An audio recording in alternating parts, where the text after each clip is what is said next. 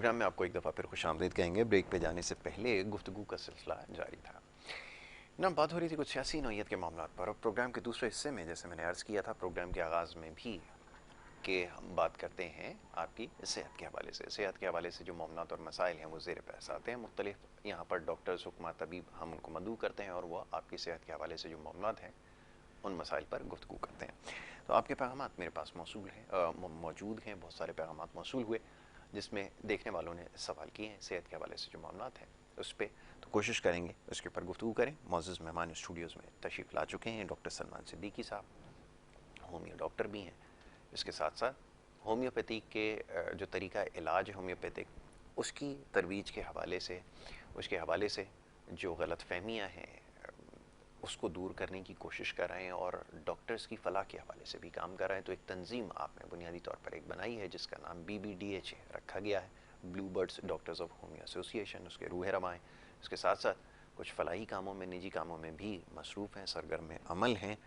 और CPCIH एक इदारा है जिसके सीनियर वाइस प्रेसिडेंट हैं डिस्ट्रिक्ट ईस्ट के। तो मेरे साथ यहाँ मौजूद हैं, उन्हें मैं खुशामदीद कहूँगा। बहुत शुक्रिया, बड़ी नवाजिश आपकी डॉक्टर साहब प्रोग्राम में वक्त देने के लिए। डॉक्टर साहब फरमाइएगा, सवालात की तरफ मैं बाद में आऊँगा, लेकिन पहले जो सबसे बुनियादी चीज़ है जिसके ऊपर गुफ्तगू करना ज़रूरी है वो ये कि तरीका इलाज, अब जो राइज तरीका इलाज है उसके अंदर लोग एलोपैथिक जो तरीका है या मेडिसिन हैं उसको तरजीह देते हैं और फिर जैसे आप हमेशा एक बात दोहराते हैं कि ये तीसरे दर्जे के ऊपर इसको रख दिया गया है।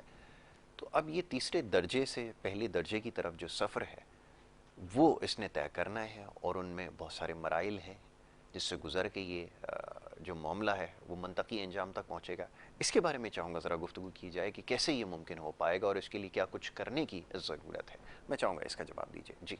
औज़ुबिल्लाहि मिनश्शैतानिर्रजीम, बिस्मिल्लाहिर्रहमानिर्रहीम, इन्ना अतैनाकल कौसर फसल्लि लिरब्बिका वनहर, इन्ना शानिअका हुवल अब्तर।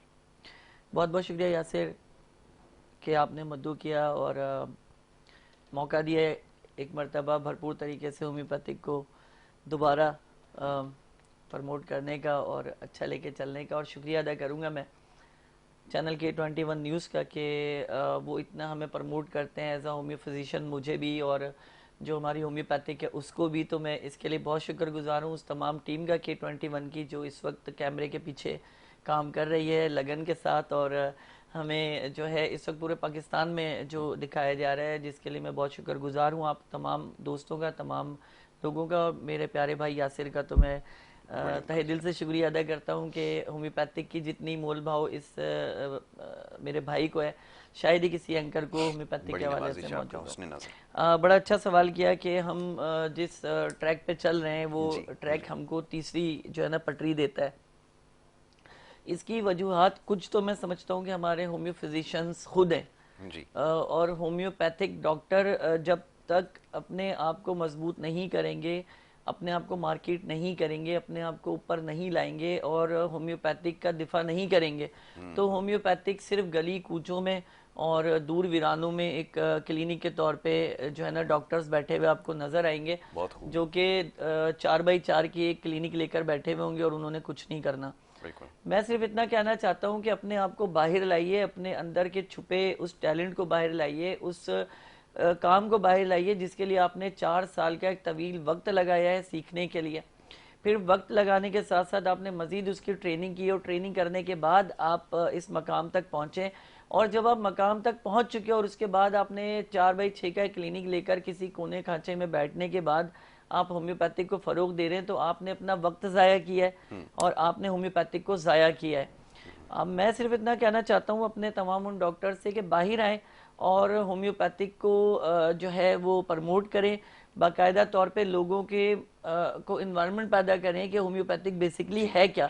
हमारे यहाँ मैं समझता हूँ कि लोगों को एलोपैथिक ज़्यादा समझ आती है, हिकमत ज़्यादा समझ आती है और होम्योपैथिक समझ नहीं आती। उसकी वजह यह है कि देखें, अगर हम सोशल मीडिया के हवाले से बात करते हैं तो इन्हीं चीज़ों को प्रमोट किया जाता है। आज तक होम्योपैथिक को प्रमोट सोशल मीडिया पे भी नहीं किया गया बल्कि एक मजाक बनाया जाता है। ऐसा ही है। आप अगर किसी ड्रामे में गलती से अगर होम्योपैथिक का जिक्र आ जाए तो अजराए मजाक आता है, अजराए जो है संजीदा नहीं आता है। अगर किसी तकरीब में कोई मामला आ जाए तो भी अजराए मजाक आता है कि लफ्ज आता है देर पा। यानी देर से, देखें देर और सवेर की बात नहीं है, होम्योपैथिक बहुत तब्दील हो चुकी है। मैं बार बार यही कहता हूँ, हर प्रोग्राम में यही कहता हूँ, और मैं जो कसूरवार ठहराता हूँ होम्योपैथिक डॉक्टर को ही ठहराता हूँ। मैं ना एलोपैथिक के मुकाबले की बात करता हूँ, ना हिकमत के मुकाबले की बात करता हूँ। मैं आपसे कहता हूँ कि आप में इतना टैलेंट नहीं है, क्या आप में इतनी हिम्मत नहीं है, क्या आप में इतनी जरूरत नहीं है कि आप होम्योपैथिक को सामने मार्केट कर सकें, ला सकें और उसके लिए लड़ सकें। देखिए हर कोई अपने रोटी रोजी के लिए लड़ता है। यासिर अगर एक पहलवान है, कुश्ती कर रहा है, तो वो उसका रोटी रोजी है ना। बहुत खूब। एक तैराक है, अगर वो तैर रहा है तो वो उसका रोटी रोजी है ना। एक जो है वर्कर वर्क कर रहा है, कोई सा भी काम हो, आपका रोटी रोजी है। रिस्क के लिए रिस्क लेना पड़ता है। बिल्कुल ठीक है। अब आप रिस्क के लिए इंतजार करें कि मनुसलवा आपके लिए आ जाए, मैं सो रहा हूँ और मेरे तकिया के नीचे से पैसे निकल आए, या मुझे खाना पड़ा मिल जाए, तो ऐसा अब दौर नहीं है। अब दौर है मुशक्कत करने का। खुद अल्लाह कुरान में फरमाता है, सुबह के वक्त में मेरा फजल तलाश करो। और हम लोग उस वक्त उसका फजल तलाश करने के बजाय चमगोइयों में लगे हुए होते हैं, मुख्तलिफ मामलात में अपने पड़े हुए होते हैं। और जाहिर सी बात है, जब हम इस तरह के मामलात करेंगे तो हमारा नुकसान यकीनन होगा। तो बस होम्योपैथिक के लिए इतना है कि आगे बढ़े, होम्योपैथ्स आगे बढ़े, हिम्मत करें, राब्ता करें मुझसे, मुझसे बात करें, मेरे साथ दें, मेरे साथ खड़े हो। मैं आप लोगों के साथ खड़ा हूँ इंशाअल्लाह ताला। और मैं एक अरसे से होम्योपैथिक की बका के लिए जंग लड़ रहा हूँ, और लड़ता रहूँगा इंशाअल्लाह ताला जब तक मेरी ज़िंदगी है, क्योंकि मेरा रोटी रोज़ी, मेरा इश्क और मेरी मोहब्बत मेरा होम्योपैथिक है। बिल्कुल ठीक है। अच्छा डॉक्टर साहब, अब सवालात की तरफ आए। बहुत सारे सवालात मौसूल हुए हैं जिसमें मुख्तलिफ बीमारियों के हवाले से, और अल्हम्दुलिल्लाह जिस जगह हम रहते हैं, जिस शहर में रहते हैं, तो हमें तरह तरह की जो मौसमी बीमारियां हैं उसका सामना करना पड़ता है, और उसकी वजूहात मेरे ख्याल में अब बयान करना ज़रूरी नहीं है। यकीनन जो यहाँ रहते हैं वो जानते हैं ये बात, और वो ख़ुद इसके ज़िम्मेदार भी हैं कि जो बीमारियां हम खुद से अपने सर लेते हैं, इनसे कैसे बचा जा सकता है। और फिर ये कि जो मौसमी बीमारियां हैं, इसके तदारुक के लिए आप क्या समझते हैं, कौन सी ऐसी अद्वियात हैं जिनका इस्तेमाल किया जा सकता है, बिलखुसूस इस मौसम में जिसमें गर्मी निस्बतन कम होती है। जी। इन्नमा अमालु बिन्नियात की बात है, अमल का दारोमदार नियत पे है। बिल्कुल आपने वजह फरमाया। शिफा भी इसी तरह का कुछ अमल है जी, कि आप जिस भी डॉक्टर के पास जाएं, ये नियत लेके जाएं कि मेरा रब मुझे शिफा अता फरमाएगा। ठीक है। मन में खोट होगा कि नहीं मैं फिलहाल देख लेता हूँ, नहीं आराम हुआ तो फिर एक ऑप्शन, तो ये एक ऑप्शन वाला जो मामला है ना, ये गलत है। ये गलत है, क्योंकि आप दो कश्ती के सवार हो जाते हैं। बहुत खूब। देखें, या तो डू हो जाए या डाई हो जाए, या तो किसी के हो जाए या किसी को अपना बना लें। बहुत खूब। यही जिंदगी का असूल है। हम ये करते हैं कि हम एक वक्त में कई लोगों के बटे हुए होते हैं, तो हम पूरी जिंदगी का 80% हिस्सा लोगों की खुशनुदी और उनको मनाने और उनको संवारने में गुजार देते हैं, और हम डॉक्टर्स ये पेशेंट के साथ कर रहे हैं।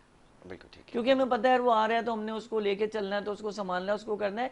ऐसा कुछ नहीं है। अगर आपके पास अल्लाह तबारक व तआला ने अक्ल शऊर दिया है, तो आप अच्छे तरीके से अपने पेशेंट से बात कर सकते हैं, अपनी समझ बूझ के साथ उसको मुतमईन कर सकते हैं, और वो कभी भी ऐसा नहीं होगा कि वो मुतमईन नहीं होगा, वो यकीनन मुतमईन होगा। और मुतमईन होने के बाद आपको भरपूर तरीके से अपनी अलामात वाजे करेगा, और आपके लिए आसानी हो जाएगी कि आप उसके लिए मुंतखब कर सकें अच्छी दवा। ठीक है। अब सवाल ये पैदा होता है कि जिस शहर में हम रह रहे हैं, इस शहर में यानी कराची शहर में सबसे बड़ा मसला जो है वो यहाँ पर ग़िज़ा का मसला है और एनवायरनमेंट का मसला है। क्योंकि पिछले 3 से 5 सालों में यहाँ के मौसम में बहुत ज़्यादा तब्दीली देखने में आई है, सर्दियों के हवाले से भी, गर्मियों के हवाले से भी, और बारिशों के हवाले से भी। इस वक्त जो सबसे ज़्यादा बीमारी सर उठाएगी वो बच्चों में मोशन की बीमारी है, और जो है नज़ले ज़ुकाम की बीमारी है। अब ये क्यों होती है? मोशन के लिए मैं आपको एक सीधी सी बात बताऊं, लॉजिकल बात, कि बच्चों को मोशन क्यों होते हैं। उसकी वजह कि जब बच्चे छोटे होते हैं वो अपना हाथ पांव चलाते हैं, और जब घुटनों घुटनों चलने लगते हैं तो उनका हाथ जमीन पर भी लगता है। जो वायरल वो अपने हाथ के जरिए से मुंह में लेकर या नाक में लेकर जाते हैं, और वो सीधा इंक्लूड होता है, और वो इन्फेक्शन पैदा करते हैं आंतों के अंदर। अमूमी तौर पे बच्चों के जो मोशन होते हैं बिल्कुल पानी जैसे होते हैं, जिससे डिहाइड्रेशन हो जाती है, बच्चों को उल्टी और मोशन होना शुरू हो जाते हैं। हमारे पास उसके लिए एक बड़ी ही कह ले मौजज़ाती दवा मौजूद है, एथोजा के नाम से। एथोजा एक ऐसी मौजज़ाती दवा है कि जो इमरजेंसी में, बड़ा हो, छोटा हो, मासूम बच्चा हो या मासूम बुजुर्ग हो, इन तमाम लोगों के लिए ये एक ऐसी नेमत और ऐसा मौजज़ाती दवा है कि जो फौरी तौर पे अगर आप इस्तेमाल कराते हैं तो मोशन फौरन। और जो ये उल्टी का जो मामला है, क्योंकि ठंड की वजह से प्रॉब्लम ये होती है, या सिर के उबकाई आती है, जी जी बलगम निकलती है, उबकाई आती है और छोटी छोटी उल्टियां होना शुरू हो जाती हैं। उसके लिए अथोजा जो है is very well medicine for homeopathy. इसको अपने घर में रखें फॉर इमरजेंसी के तौर पे। दूसरी दवा जो हमारे पास आती है मोशन और उल्टी को कंट्रोल करने के लिए इस मौसम में, सर्दी के मौसम में, जो कि बहुत ज़रूरी है, वो है एपिगाना। ठीक है जी, इसका इस्तेमाल अगर आप प्रॉपर करना शुरू करें तो ये दोनों दवाएं ऐसी दवाएं हैं जो हिफ्ज़ व तकद्दुम के तौर पे आपको इस पूरे मौसम में बहुत अच्छे तरीके से निकाल सकती हैं। एक दवा हमारे पास एंटीमियाज़मिक और है जी। अच्छा, वो क्यों है? वो एंटीमियाज़मिक इसलिए कि इसके पेशेंट की खास बात यह है कि उसको सर्दियों में तो सर्दी लगती है, गर्मियों में भी सर्दी लगती है। आपने अक्सर लोगों को देखा होगा कि वो चादर ओढ़ के सोते हैं गर्मियों में भी।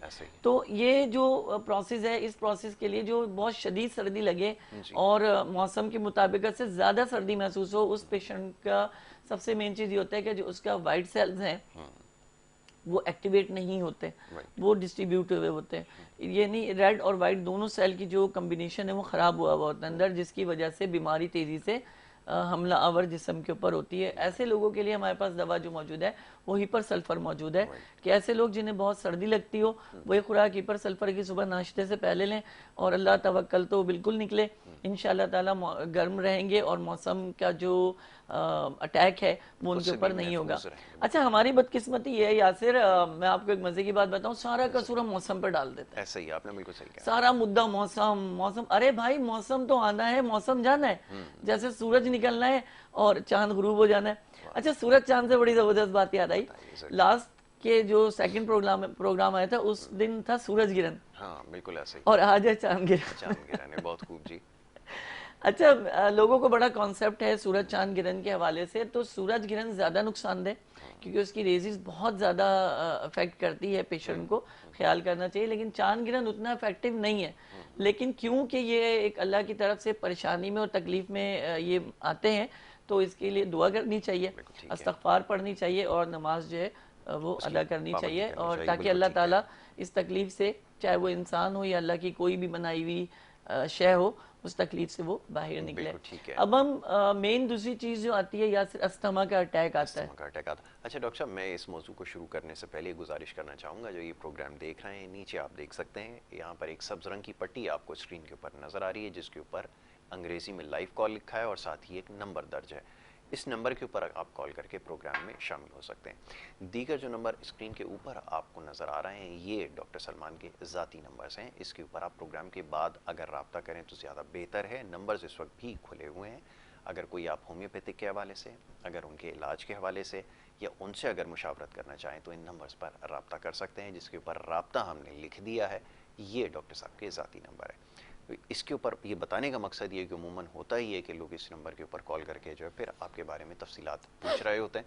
तो ये यहाँ पर वजाहत में करता चलूँ कि प्रोग्राम में शामिल, अगर आप इस वक्त ये प्रोग्राम देख रहे हैं, बराह रास्त सवाल करना चाहते हैं, क्योंकि ये बराह रास्त सेगमेंट है, तो इस नीचे जो दिया गया नंबर है जिसके आगे हमने टेलीफोन की तस्वीर भी लगा रखी है, इस पर आप कॉल करके प्रोग्राम में शामिल हो सकेंगे।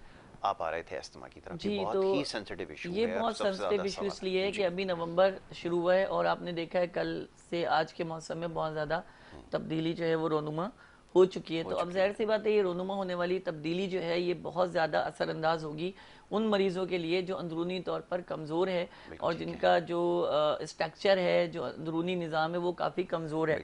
तो इनको ख़ास करके नुकसानदेह जो रहेगा वो असर से लेकर रात 12 बजे तक बहुत ज़्यादा प्रॉब्लम में मुब्तला ये रहेंगे, जिसमें बलगम बनने का अमल और बलगम ना निकलने का अमल जो है बहुत शिद्दत से होगा। तो इसके लिए हमारे पास एक दवा है उन लोगों के लिए जो दमे का शिकार है। अच्छा, दमा बेसिकली मैं आपको बताऊं कि ये एलर्जी है, ये बीमारी नहीं है। Asthma is not called a disease, ठीक है, ये कोई नहीं है, ये सिर्फ क्या है, एक साइन है, एक सिम्टम है और एक इन्फेक्शन है जो पेशेंट को हो जाता है और पेशेंट क्या करता है, उसको तवज्जो नहीं देता। जैसे आपकी उंगली पर छाला निकल आए, आप उस पर तवज्जो ना दें और जब वो बढ़ जाए, डॉक्टर आपको बोले कि उंगली कटेगी तो हाय तरल्ले लग जाते हैं, नहीं नहीं नहीं नहीं डॉक्टर मेरी उंगली बचा लो। तो उस वक्त क्यों नहीं कर रहे थे कि जिस वक्त तकलीफ हो रही थी, या उसका तदारुत क्यों नहीं किया।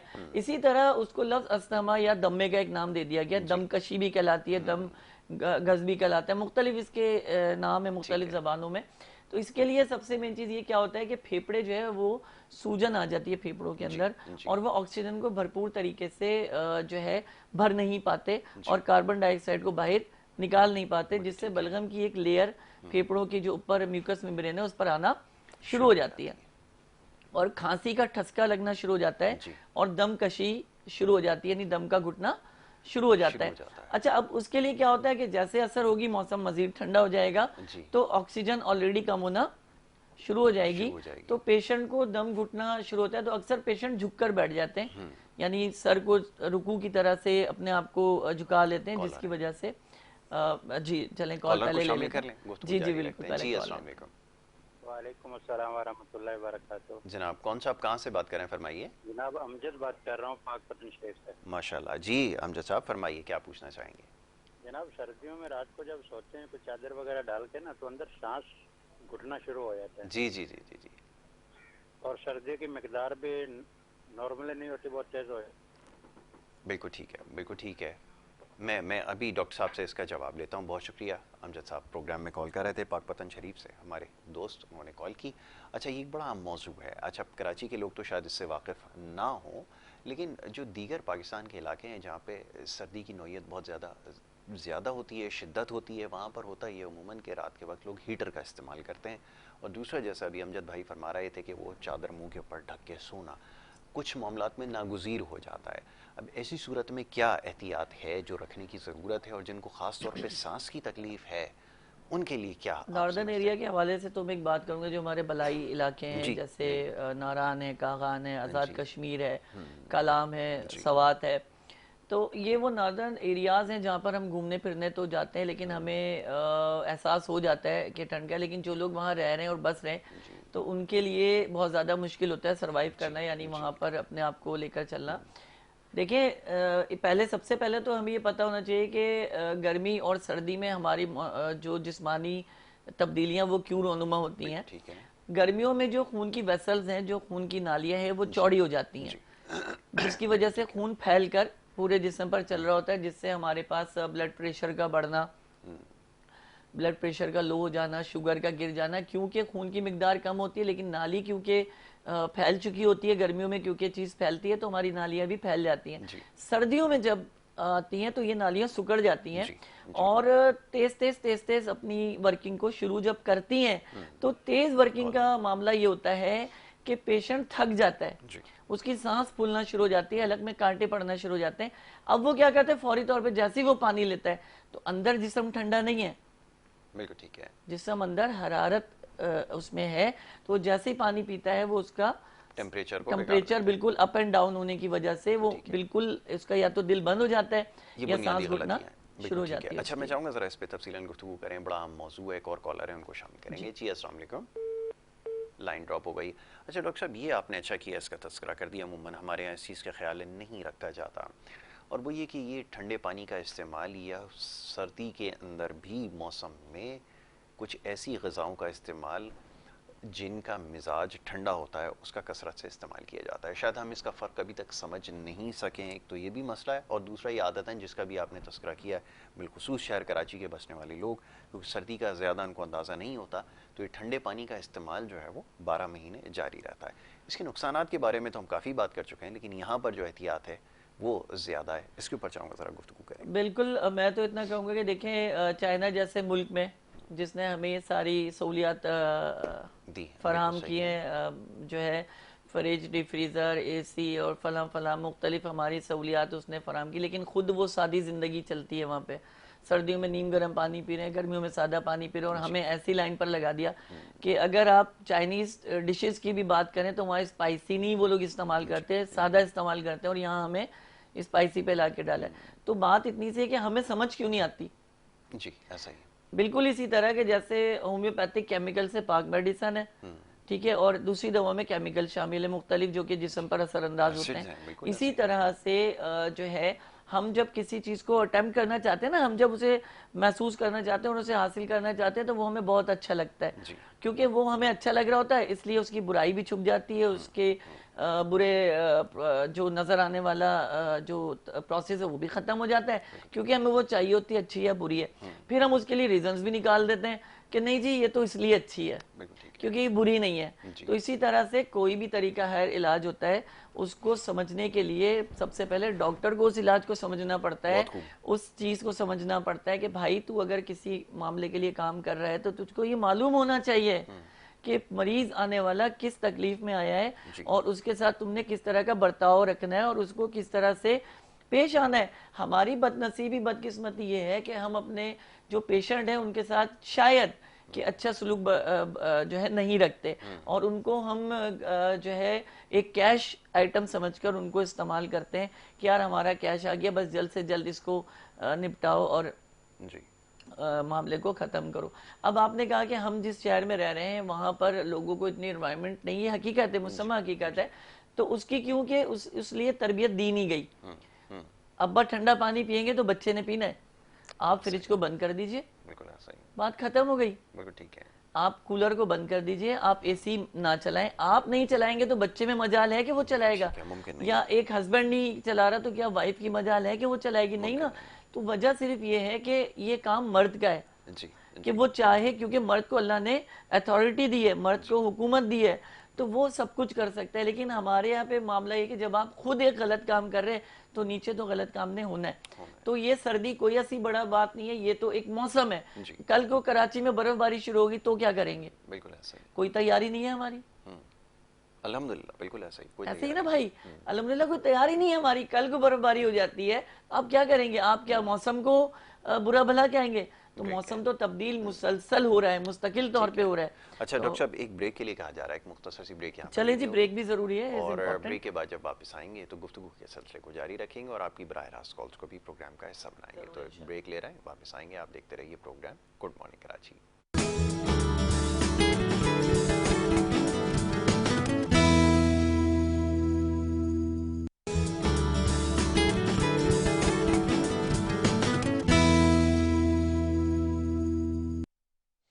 प्रोग्राम में आपको एक दफ़ा फिर खुश आमदीद कहेंगे। ब्रेक पे जाने से पहले गुफ्तगू जारी थी, बात हो रही थी आपकी सेहत के हवाले से, कुछ मामला थे ज़ेर बहस आए हैं। डॉक्टर सलमान सिद्दीकी साहब तशरीफ़ फरमाएं, होमियो डॉक्टर हैं, आपके सवालों के जवाब दे रहे थे। डॉक्टर साहब, बड़ा अहम मौजू जिसका आपने तस्करा किया और उसमें से भी जो ख़ास तौर पे सांस के हवाले से जो मसाइल हैं, जिन अमराज में लोग मुब्तला हैं फेफड़ों के आरसे में, उसके हवाले से आप बात कर रहे थे।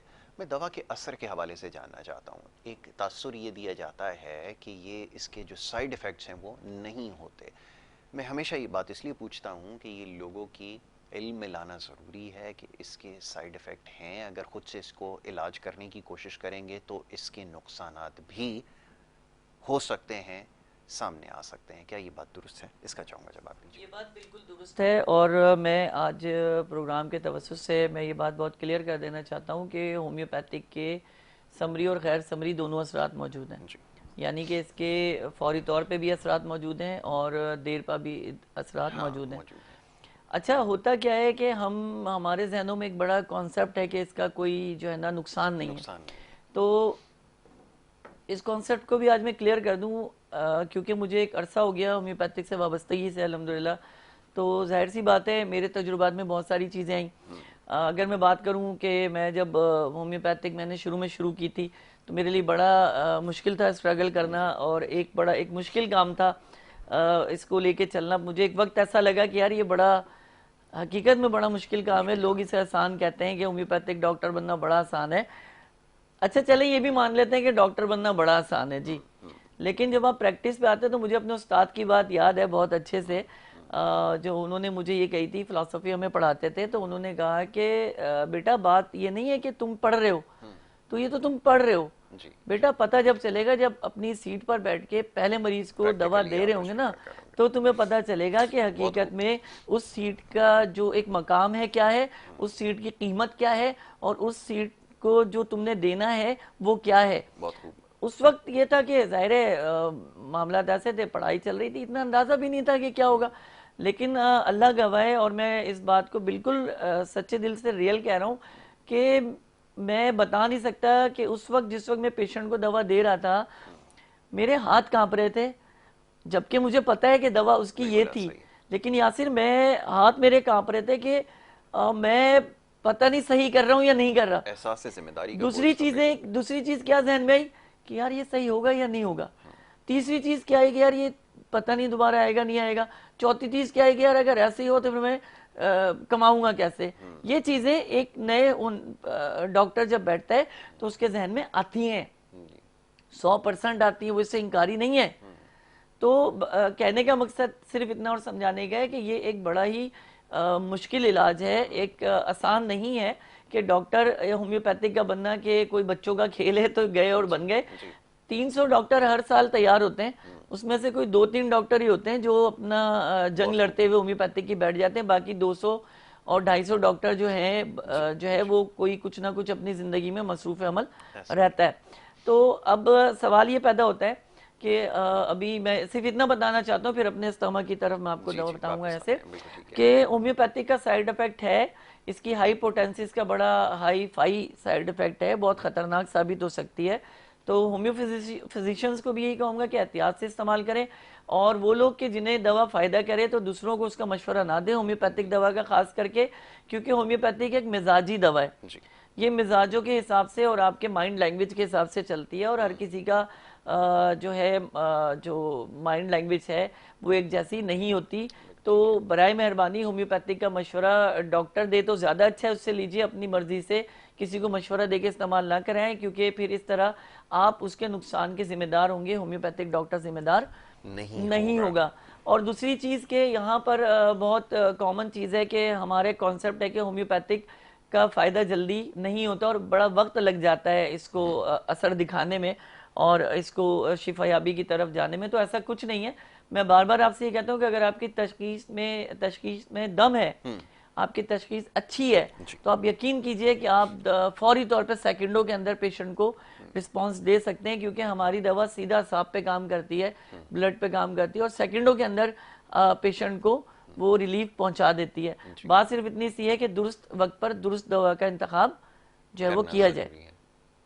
तो ये दोनों अपने दिमाग से इन बातों को निकाल दें कि इसका कोई साइड इफेक्ट नहीं है या ये जो है फ़ायदा नहीं पहुंचाती। अल्हम्दुलिल्लाह इसका साइड इफेक्ट भी है और ये फ़ायदा भी पहुंचाती है, लेकिन उस सूरत में मेडिसिन ऐसी हैं जिसका हम अमूमन तस्करा करते हैं कि हाईली इफेक्टिव होती हैं। जो मिसाल के तौर पे जब हम हार्ट अटैक के लिए अगर किसी को आ जाए तो उसके लिए मेडिसिन ऐसी हैं जो हाईली इफेक्टिव होती हैं। मैं चाहता हूँ उसका भी तस्करा कर दीजिए। बिल्कुल, मैं बड़ा वाजे कहूँगा, बड़ा यासिर बहुत ही ज़बरदस्त सवाल किया, इसलिए मैं कहता हूँ ना कि आपको होम्योपैथिक का माशाल्लाह बड़ा एक मोल भाव आ चुका है और बहुत अच्छी गुफ्तगू आप होम्योपैथिक के हवाले से करने लगे हैं। और एक एंकर माशाल्लाह सीनियर एंकर है, और सीनियर एंकर की एक अल्लाह की तरफ से खुसूसियत ये होनी चाहिए। बड़ा अच्छा सवाल किया यासिर ने, और बड़े मौके से सवाल किया कि जो है दिल के अमराज के हवाले से हमारे पास कौन सी ऐसी दवाएं जो फौरी असरअंदाज हो सकती हैं। तो मैं उसके लिए आपको सबसे पहली दवा इसके हवाले से बताऊं, डिजिटेलस हमारे पास मौजूद है। ये जो है मदर टिंचर में आप अपने पास रखें फॉर एमरजेंसी। क्रेडिगस हमारे पास मौजूद है, ये मदर टिंचर में आप रख सकते हैं। हमारे पास बेलाडोना मौजूद है जो कि एंजाइना पेन को फौरी तौर पे रिलीफ करती है इमरजेंसी में, जबकि चेहरा मरीज का सुर्ख हो और सेकंडों में दर्द आए, सेकंडों में दर्द जाए और एकदम दर्द आने के बाद एकदम चला जाए, ये बेलाडोना की बड़ी खास जो है वो अलामत है। इसके अलावा हमारे पास ब्रायूनिया मौजूद है। ब्रायूनिया की स्किन हर वक्त गर्म रहती है और उसके अंदर हरारत बहुत ज़्यादा होती है, जिसकी वजह से दिल पर बोझ आता है और चेहरे पर बहुत ज़्यादा पसीना आना शुरू हो जाता है, और ये खास करके दिन के वक्त अटैक ज़्यादा असरअंदाज होता है। और बेलाडोना का जो वो अटैक है ये शाम के वक्त ज़्यादा असरअंदाज होता है। तो इसके अलावा हमारे पास एक मेडिसन है डाइकार्ड के नाम से। ये ड्रॉप्स हैं पानी में डालकर पीने के लिए। ये तो एक मौजज़ाती ड्रॉप्स हैं ये भी, कि आप अपने पास रखिए। एक कमाल लेबॉर्ट्रीज है हमारी पाकिस्तान की, उसकी दालान के नाम से एक ड्रॉप्स हैं, कि अगर मैं कहता हूँ कि ये भी आपके पास हो तो ये भी बड़ा समझे, ये भी एक फौरी तौर पर असर रखने वाली दवा है। मरीज अगर बेहोश हो जाए किसी वजह से जी, तो आप सबसे पहला काम ये करें कि अगर वो मुंह से दवा ना ले सके तो उसकी हथेली पर दवा को रगड़ दीजिए, फौरी तौर पे दवा का असर उसके जिस्म में होना शुरू हो जाएगा। तो क्रेडिगस अपने पास रखिए, अपने पास जो है आप डाइकार्ड रखिए, ठीक है जी। और फॉर एमरजेंसी अगर ऐसा हो जाए कि अल्लाह ना करे कुछ भी मौजूद नहीं है और घर के अंदर ऐसा अटैक हुआ है, तो जो अदरक है, तो अगर मरीज होश में है तो उसको अदरक चबा देगा, आप कहिए कि जब तक मुंह में जलन ना होना शुरू हो जाए अदरक को चबाएं, और वो फौरी तौर पे आपके दिल की रगों को खोलेगी और आपको उस अटैक से बाहर निकाल देगी।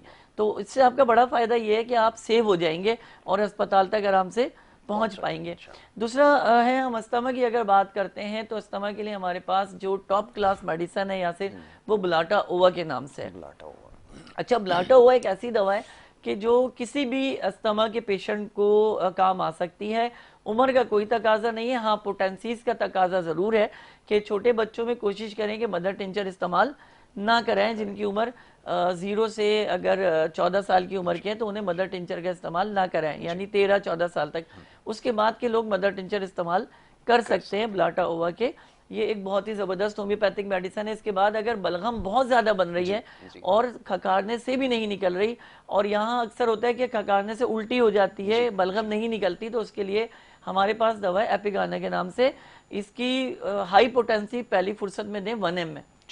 देने के बाद फिर पूरे हफ्ते जो है, अगर बलगम बहुत ज़्यादा निकालनी है तो 30 पोटेंसी, और नॉर्मल पे इसको क्लियर ही कर देना है तो 200 पोटेंसी में इसको जो है वो पेशेंट को दिया जा सकता है। अच्छा, एक चीज़ की वजाहत और कर दें, दवा का नाम तो आपने एपिगाना का बता दिया है, ये भी साथ में बता दीजिए कि ये ई से स्टार्ट होता है, ए से स्टार्ट ये होता है? एपिगाना आई से स्टार्ट होता है। इसकी एपिगाना जो आई से स्टार्ट होता है। वाई से वो आई से निकलती है, लेकिन अक्सर लोग ई से तलाश करते हैं इसको।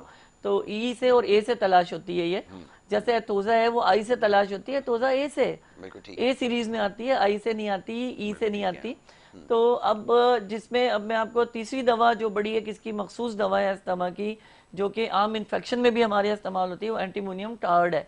ये दवा तो समझ लें कि ये भी मौजज़ाती दवा है। जो दवाएं मैं आपको बता रहा हूँ, आप यकीन कीजिए अल्लाह गवाह है कि ये करोड़ों जो है ना रुपयों की इनकी कीमतें हैं। समझे, अगर ये इस्तेमाल हो गई, फ़ायदा कर गई, तो इनकी कीमतें करोड़ों हैं। ठीक है जी। तो मैं समझा यहाँ पर इस चैनल पर, चैनल K21 न्यूज़ पे बैठने का मकसद होम्योपैथिक को प्रमोट करना ही है। मैं एज अ डॉक्टर होम्योफिजिशियन, मुझे कोई आप लोगों से गर्ज नहीं कि आप मेरे क्लिनिक आएँ, क्लिनिक आकर मेरे से दवा लीजिए। आप मुझसे फ़ोन पे भी रब्ता कर सकते हैं, आप पूछ सकते हैं। और इसी तरह जिस तरह अभी मैं आपसे बैठ के डिस्कस कर रहा हूँ, इसी तरह मैं आपको दवाएं बता दूंगा, दवाओं के हवाले से आपको मैं गाइड कर दूंगा कि आप उन दवाओं को इस्तेमाल कीजिए और फ़ायदा हासिल कीजिए।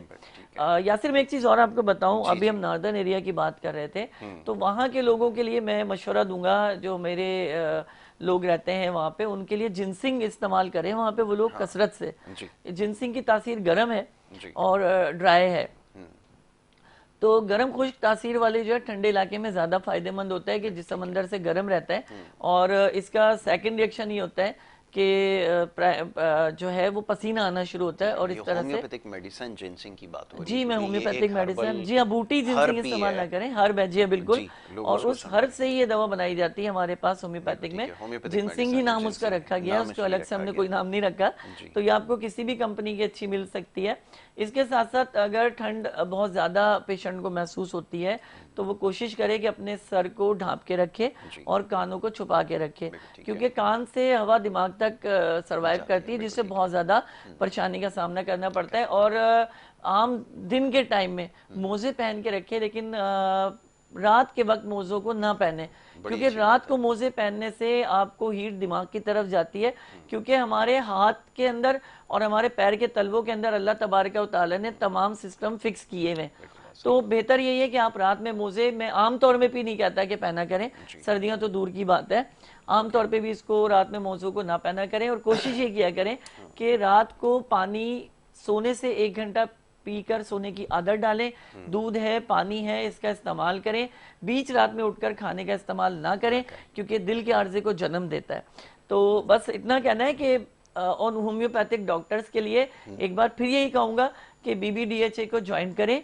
जो कन्फ्यूजन है उसको आए, मुझसे मिलें, बात करें, दूर करें और अपना हौसला बढ़ाएं, अपनी हिम्मत बढ़ाएं और होम्योपैथिक को कामयाब बनाएं। जी डॉक्टर साहब, इसी मैसेज के साथ जो है मैं आपका शुक्रिया अदा करूँगा। आपने प्रोग्राम में वक्त दिया और बड़ी मुफीद मशवरे भी दिए और बहुत सारी अद्वियात का तस्करा हुआ। यकीनन इससे आपको ज़रूर फ़ायदा होगा और इसके बारे में हमें फीडबैक आप इसी तरह भेजते रहिए। प्रोग्राम का वक्त यहाँ ख़त्म होता है। नेक्स्ट टाइम इंशाल्लाह मुलाकात होगी। मोहम्मद यासिर को और हमारी टीम को दे इजाज़त। अल्लाह।